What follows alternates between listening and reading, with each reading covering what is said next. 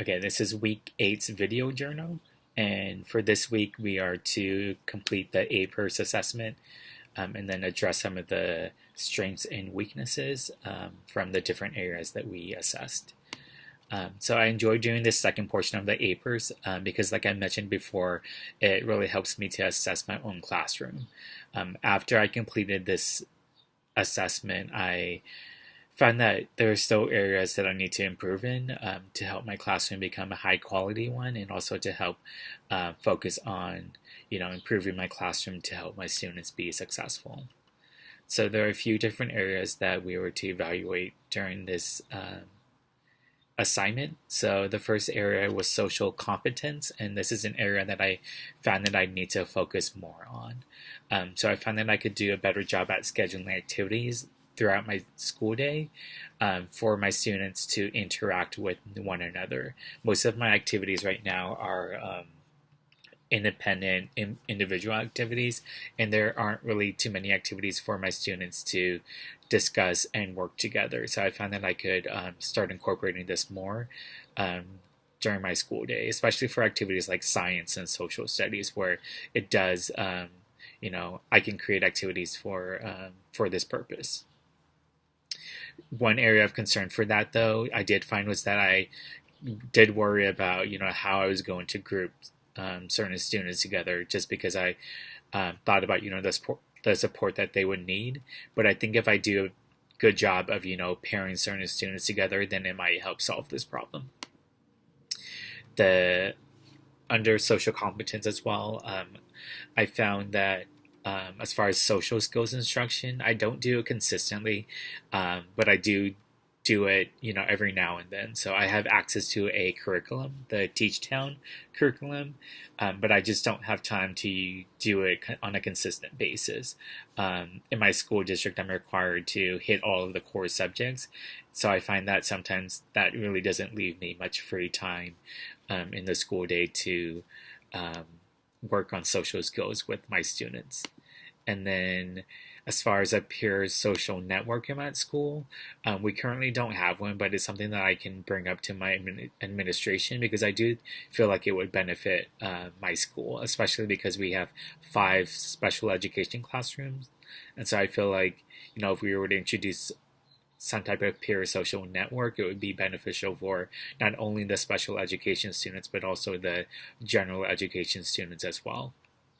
In the meantime, though, I do have my students out on the playground during recess and lunch with the typically developing peers, and they also join them during PE and music as well.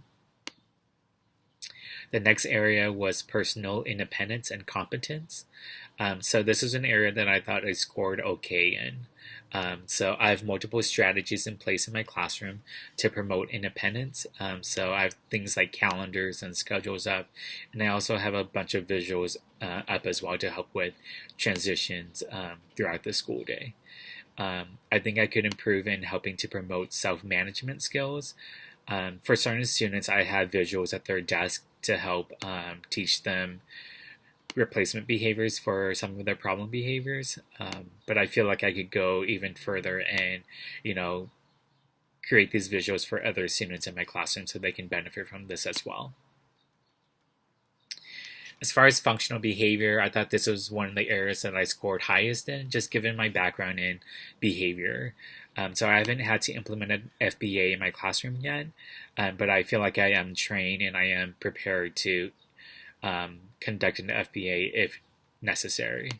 And then as far as, just developing a comprehensive behavior support plan, I have one in place for most of my students. There are certain students who don't engage in problem behavior, so I don't have to have a behavior support plan in place for them, but I do have one for most of my students, and it is one that I discuss with the multidisciplinary team, and we do develop.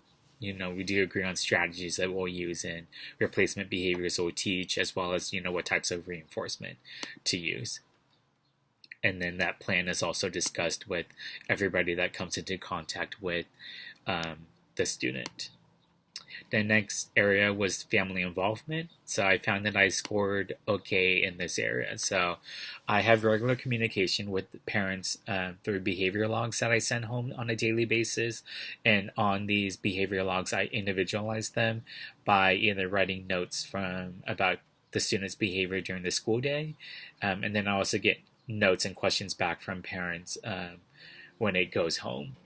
Um, my the parents also have my number as well, so they're also free to text or call me anytime they have questions or concerns.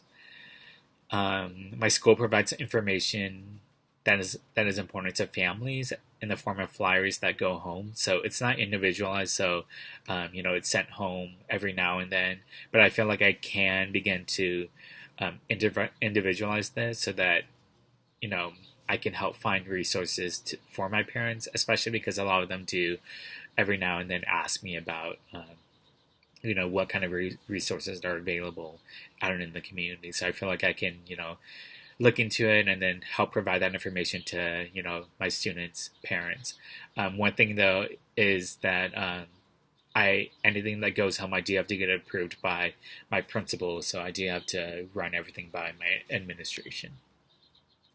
The last area was teaming, and so I felt like this was also a strong area for me as well. So at our IEP meetings, I review a document at the beginning of the meeting, and this document just stresses the importance of collaboration and the fact that everybody's opinions are valued at the meeting. The When I discuss it, it also stresses the decisions that are made at the meeting are a team decision and not individual decisions. I am the key team member um, for at my school, so I'm responsible for communication among all of the professionals, um, and then this includes the parents as well. And then the last little note for teaming was my paraprofessional. So my paraprofessional is trained, and she doesn't get to participate in the IEP team meetings, but I do make sure that before IEPs, I do discuss student progress and any concerns, questions that she has, so that I can share them and discuss them at the IEP. Okay, that was it.